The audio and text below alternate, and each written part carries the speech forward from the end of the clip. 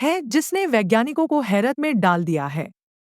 NASA के Perseverance rover ने Jezero crater के विच हेजल हिल की ढलान पर एक मकड़ी के अंडों जैसी आकृति देखी है।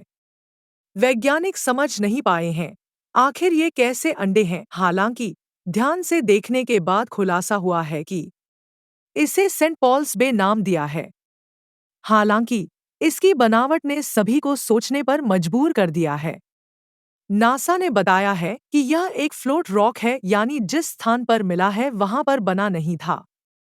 इसका मतलब है कि यह पत्थर किसी और जगह से आया है। लेकिन कैसे और कहां से आया है जिसने वैज्ञानिकों को हैरत में डाल दिया है। नासा के परसिवियरेंस रोवर ने जेजेरो क्रेटर के विच हेजल हिल की ढलान पर एक मकड़ी के अंडों जैसी आकृति देखी है।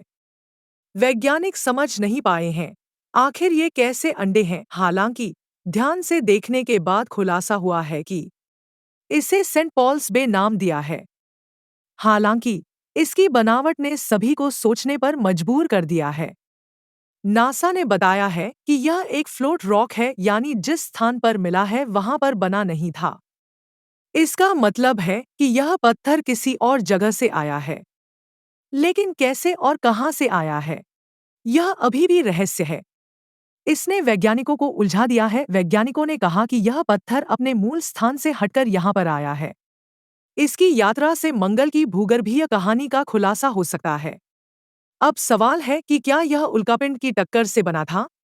नासा ने अनुमान नासा ने अनुमान जताया है कि हो सकता है कि किसी उल्कापिंड ने मंगल की चट्टानों को भाप में बदल दिया हो, जो ठंडी होने के बाद इस तरह छोटे छोटे दानों में बदल गईं। अगर ऐसा है तो यह पत्थर अपने निर्माण स्थान से बहुत दूर से चलकर यहाँ पहुंचा है, और इससे पता चल सकता है कि मंगल पर उल्कापिंड सामग्री को कैसे इधर से उधर ले जाते हैं।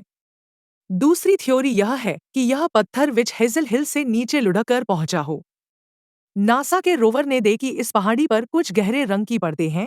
अगर सेंट पॉल्स बे इनमें से किसी परत से आया तो इससे वैज्ञानिकों को जानकारी मिल सकती है कि वो परतें किस चीज से बनी हैं।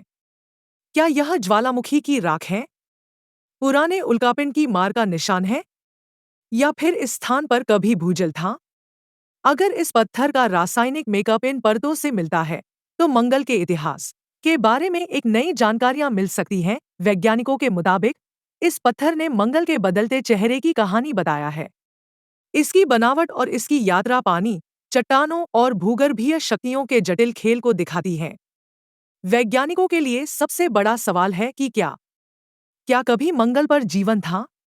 अगर विच हेजल हिल पर कभी भूजल था तो नासा के परसिवियरेंस रोवर के इकट्ठा किए गए नमूनों में सूक्ष्मजीवों के जीवाश्म मिल सकते हैं।